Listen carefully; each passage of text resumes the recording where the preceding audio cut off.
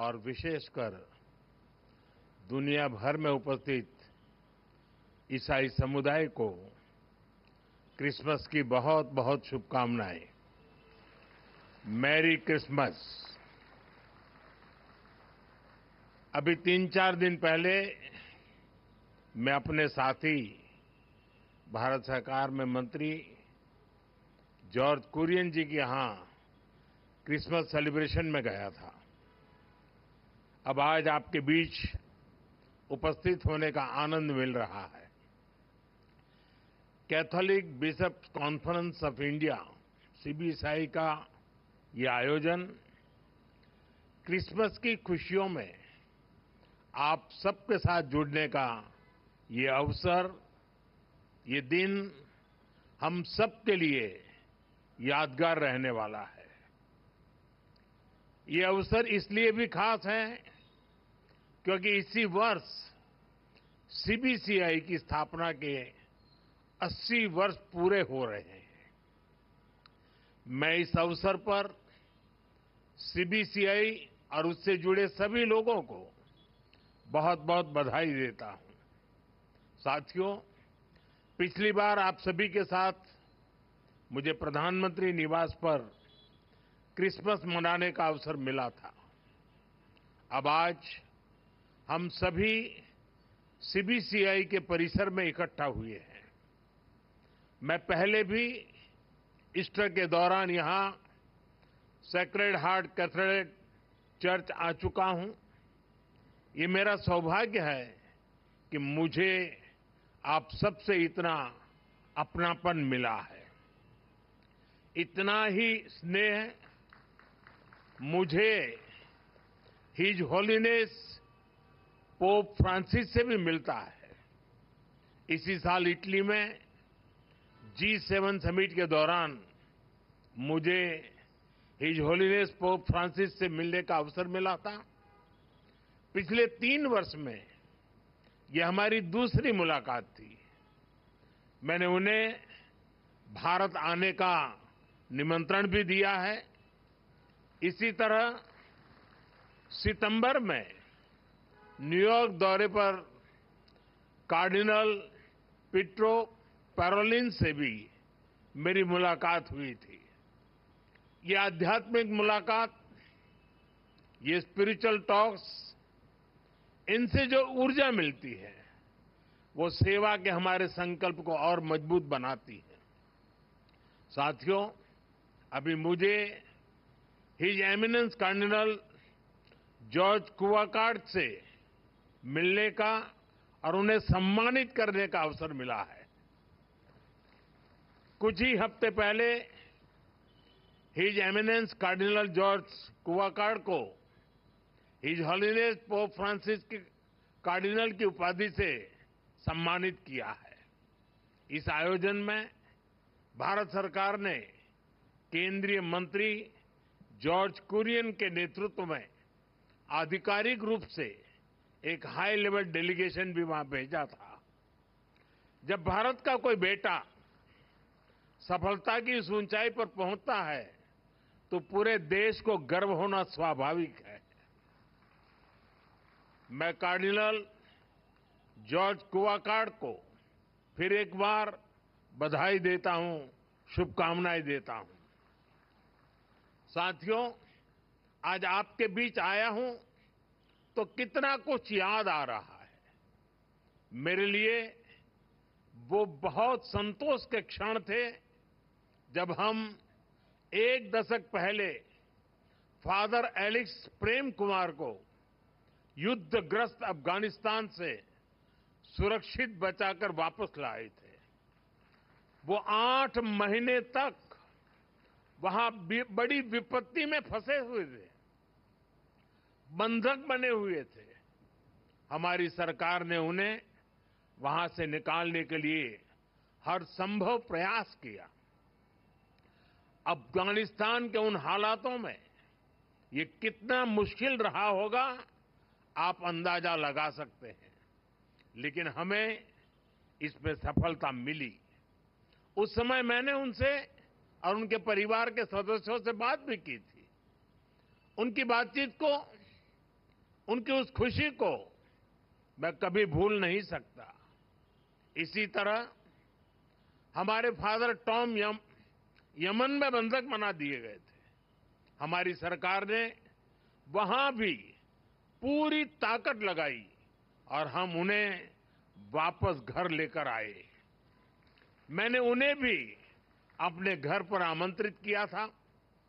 जब गल्फ देशों में हमारी नर्स बहनें संकट से घिर गई थी, तो भी पूरा देश उनकी चिंता कर रहा था। उन्हें भी घर वापस लाने का हमारा अथक प्रयास रंग लाया। हमारे लिए ये प्रयास केवल डिप्लोमेटिक मिशंस नहीं थे, ये हमारे लिए एक इमोशनल कमिटमेंट था। ये अपने परिवार के किसी सदस्य को बचाकर लाने का मिशन था।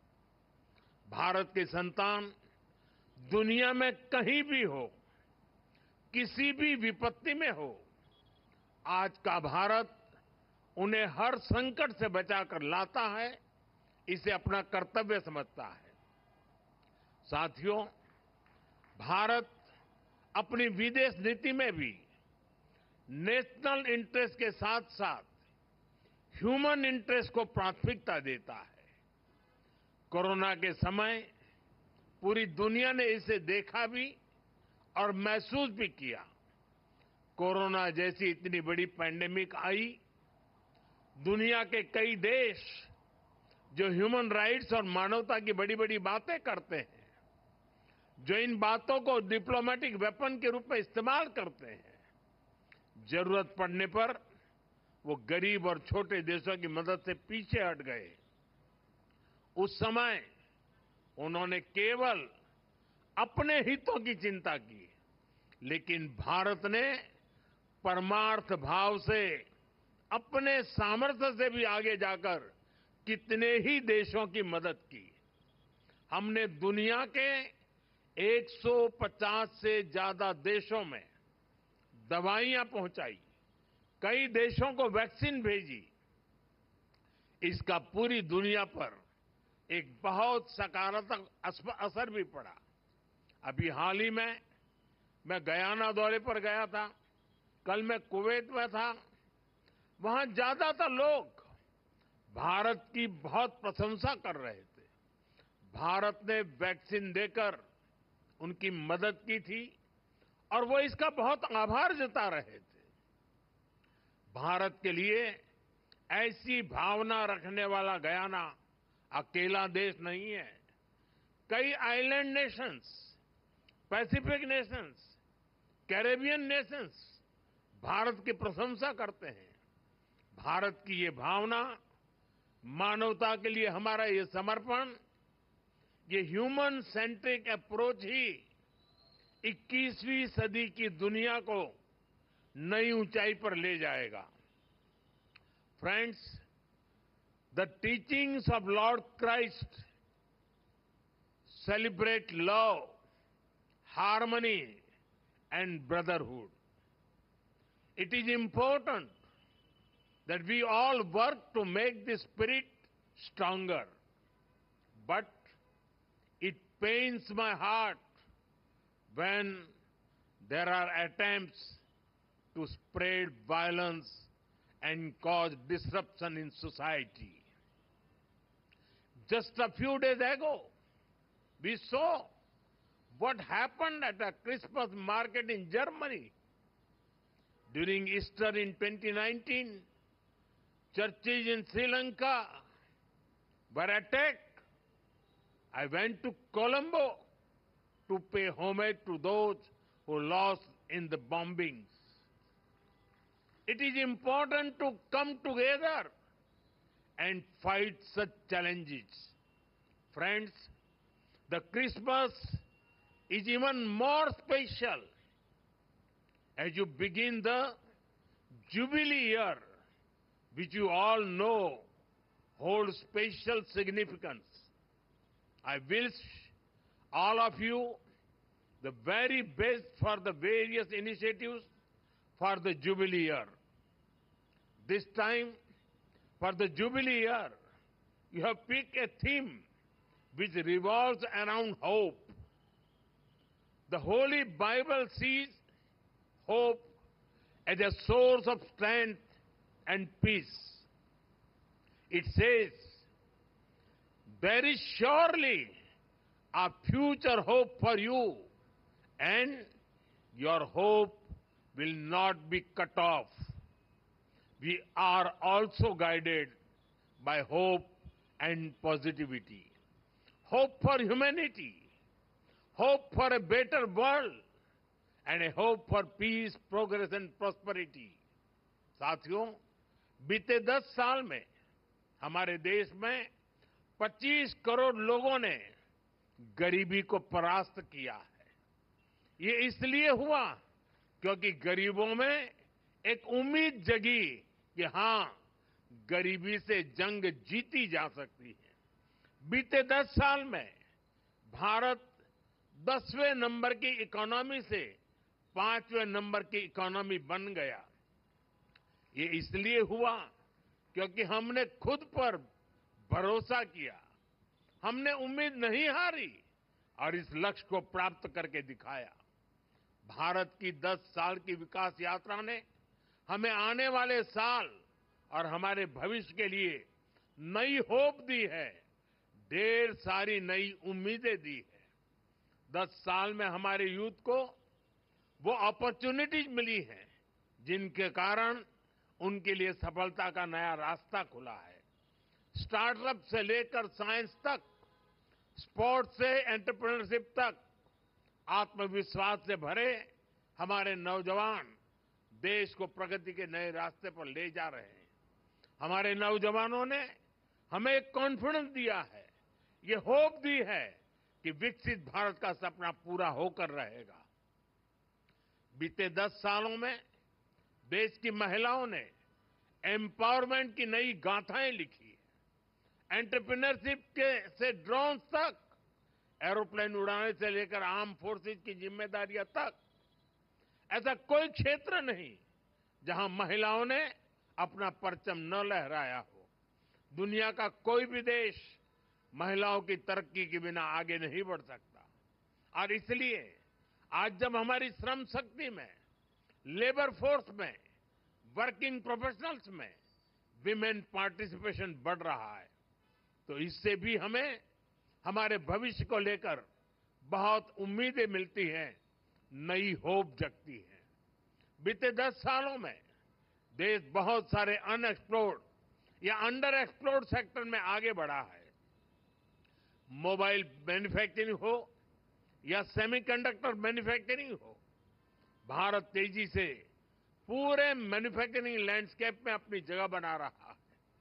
चाहे टेक्नोलॉजी हो या फिनटेक हो, भारत न सिर्फ इनसे गरीब को नई शक्ति दे रहा है, बल्कि खुद को दुनिया के टेक हब के रूप में स्थापित भी कर रहा है। हमारा इंफ्रास्ट्रक्चर बिल्डिंग पेस भी अभूतपूर्व है। हम न सिर्फ हजारों किलोमीटर एक्सप्रेस वे बना रहे हैं, बल्कि अपने गांवों को भी ग्रामीण सड़कों से जोड़ रहे हैं। अच्छे ट्रांसपोर्टेशन के लिए सैकड़ों किलोमीटर के मेट्रो रूट्स बन रहे हैं।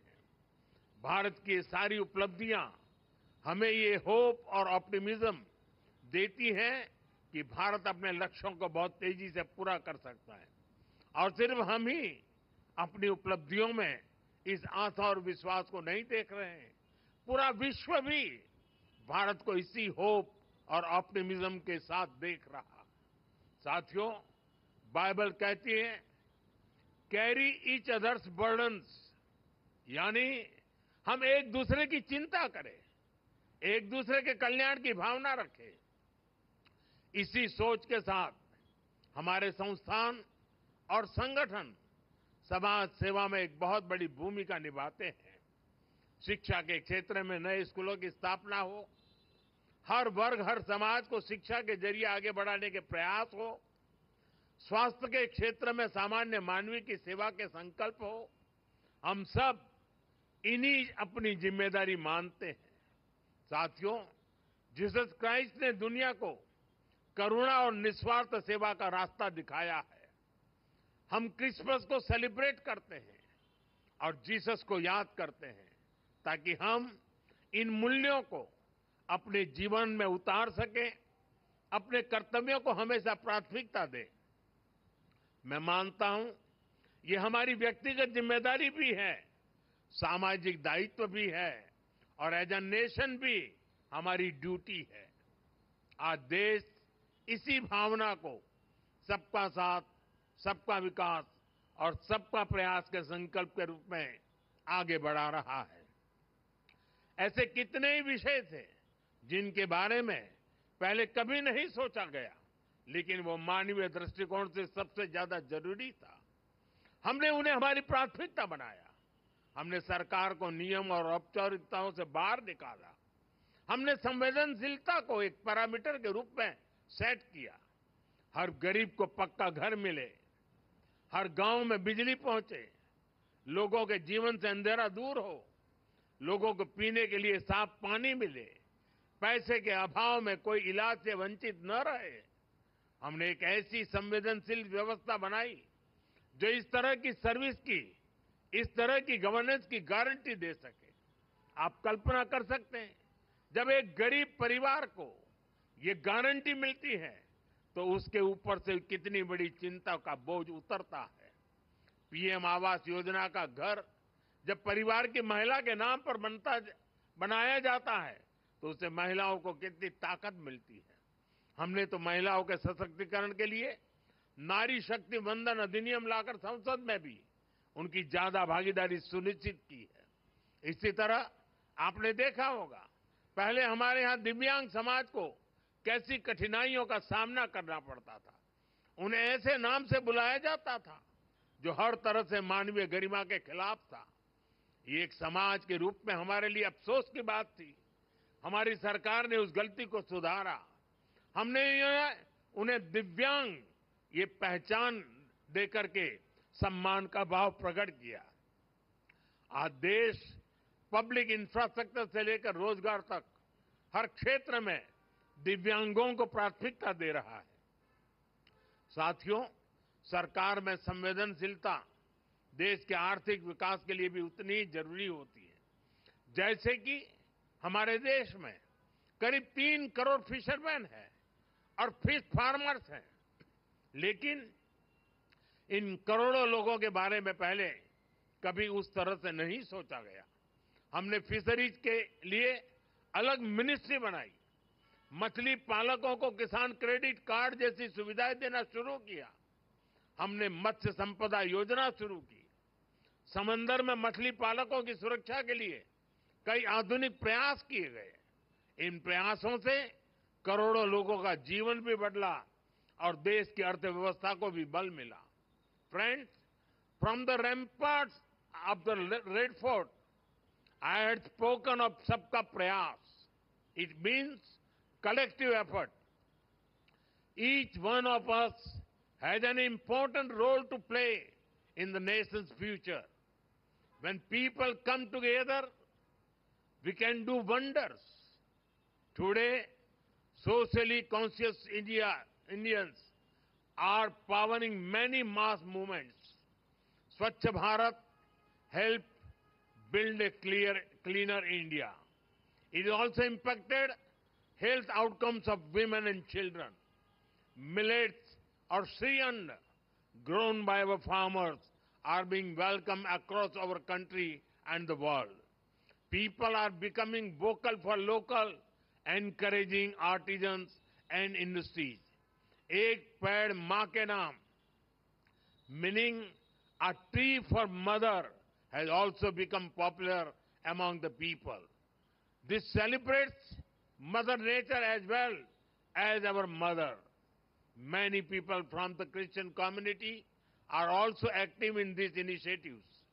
I congratulate our youth, including those from the Christian community, for taking the lead in such initiatives. Such collective efforts are important to fulfill the goal of building a developed India. साथियों, मुझे विश्वास है हम सबके सामूहिक प्रयास हमारे देश को आगे बढ़ाएंगे। विकसित भारत हम सभी का लक्ष्य है और हमें इसे मिलकर पाना है। ये आने वाली पीढ़ियों के प्रति हमारा दायित्व है कि हम उन्हें एक उज्जवल भारत देकर जाएं। मैं एक बार फिर आप सभी को क्रिसमस और जुबिली ईयर की बहुत बहुत बधाई देता हूं, शुभकामनाएं देता हूं। बहुत बहुत धन्यवाद।